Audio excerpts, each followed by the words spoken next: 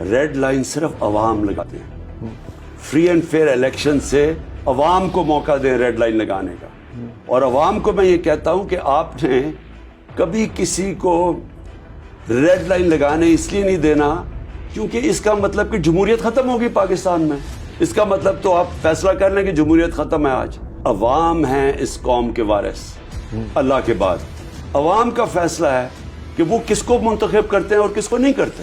جو بھی یہ کہتا ہے کہ کسی بھی سیاستدان کے اوپر ریڈ لائن لگا دی ہے یا کاٹا مار دیا ہے، پہلے تو نہ ان کو سیاست کی سمجھ ہے، نہ ان کو اس ملک کی تاریخ کی سمجھ ہے، نہ ان کو دنیا کی تاریخ کی سمجھ ہے، اور نہ ہی وہ یہ سمجھتے ہیں کہ ریڈ لائن سے سیاستدانوں کو ختم نہیں کیا جا سکتا.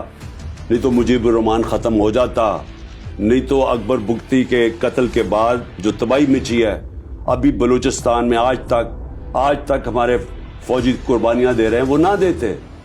اور یہ ایم کیو ایم کو جو بنایا گیا تھا اور کراچی کو تباہ کیا گیا تھا تو وہ پیپلز پارٹی کے اوپر ریڈ لائن لگا کے کیا گیا تھا.